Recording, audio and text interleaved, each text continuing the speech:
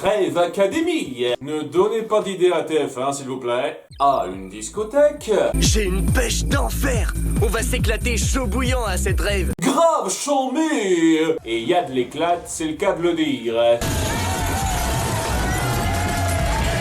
Hashtag 2020. Nos filles, quant à elles, font du roller et Alex se sent rétro. Qu'est-ce qu'il y a de plus cool qu'une patinoire disco des années 70? Ah, c'est dingue. Ça a un lien avec l'intro. Et quand elle veut faire dans le rétro, elle y va à fond. Ah là là. Peut-être que ce clown vendeur de tartes à la crème me rafraîchira les idées. Le miroir s'est brisé, j'ai la poisse, me voilà partie pour 7 ans de malheur. Oh, seulement 6, ma fille. À une saison près. Mais c'est pour ça qu'elle se croit responsable en voyant la discothèque en ruine. Et personne pour enquêter ou surveiller ça. Ah, c'est vrai, excusez-moi, la police n'est qu'un décor dans cet univers. J'attire la poisse parce que j'ai brisé un miroir et ça c'est à cause de moi que la patinoire est détruite. Oui, tous les malheurs du monde sont de ta faute. Elles se font grouper par Taxi Téléporteur, l'art de faire les choses simples, et apprennent que de nombreux établissements ont été vandalisés la nuit dernière à travers la ville. On voit que la volonté de détruire est délibérée, c'est un acte criminel. Il y avait de la musique, peut-être qu'en fait ce n'était qu'une rave qui a dégénéré. Oui, à une douzaine d'endroits différents la même nuit. C'est très probable. Moi j'ai toujours privilégié l'intelligence. Elles ont donc pour mission de patrouiller cette nuit.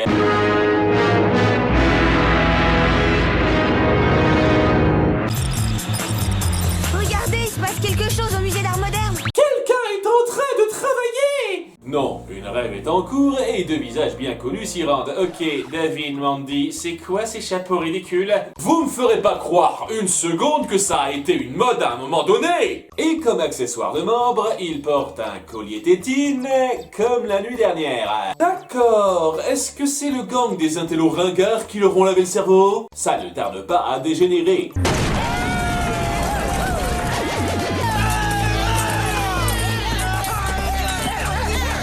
Ça, la fleur! Mais qu'est-ce que je t'ai fait? Mais pas comme si tu le savais pas, sale garce! Nos filles foncent alors à la poursuite du DJ cascadeur.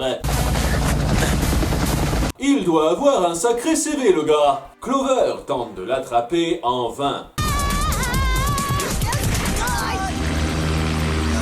De mon temps, on se cassait minimum une cheville avec une chute comme ça. La force de la pesanteur n'est plus qu'elle était. Cela dit, il a fait tomber un CD dans sa fuite.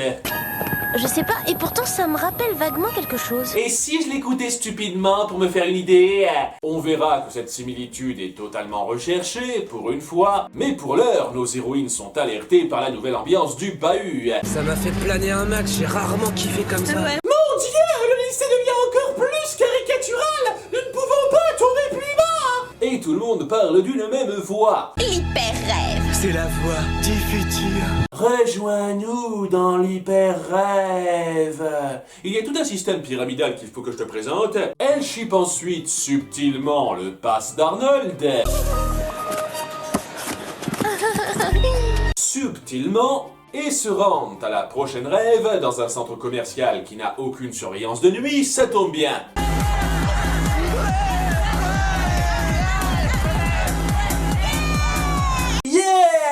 On adore gueuler comme des cons quand on danse.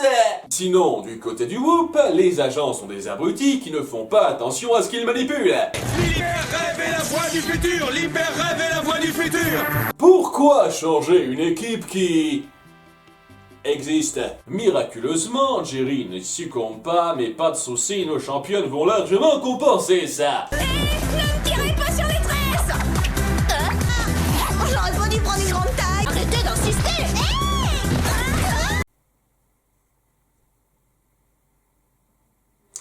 Je sais que c'est facile, mais They're the best. elles sont donc saucissonnées et emmenées devant l'instigateur, qui n'est autre que le méchant du tout premier épisode.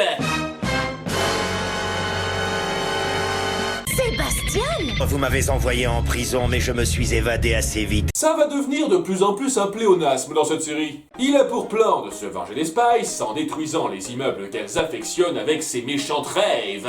La première rave a détruit le roller disco d'Alex et puis la seconde a fait un ravage dans mon musée d'art moderne.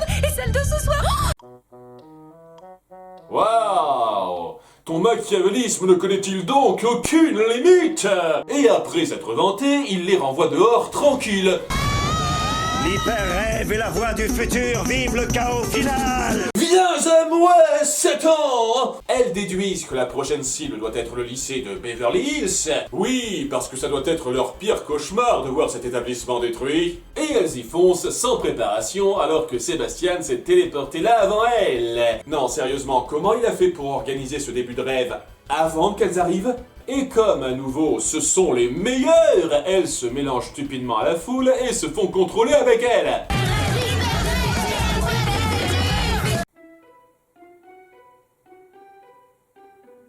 Tu dis que tu portes la poisse, Alex, mais franchement, c'est un putain de miracle que vous soyez encore en vie à l'heure actuelle. D'ailleurs, pourquoi elles n'ont pas succombé à cette musique à la rêve juste avant? Enfin bon, ah là là, un point pour tout le monde.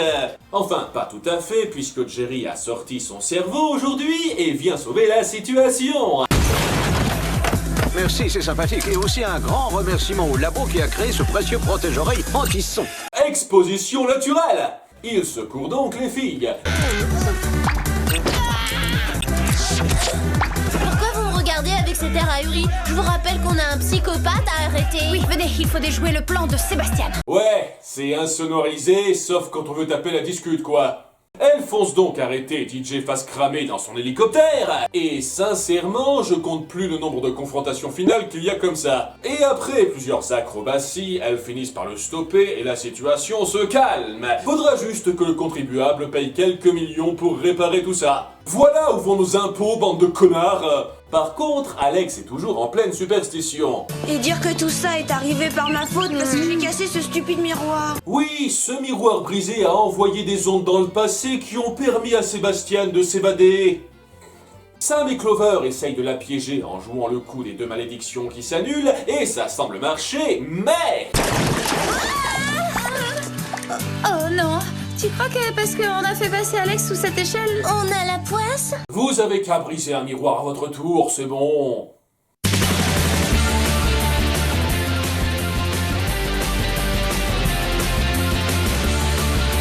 Et le fétiche du jour est...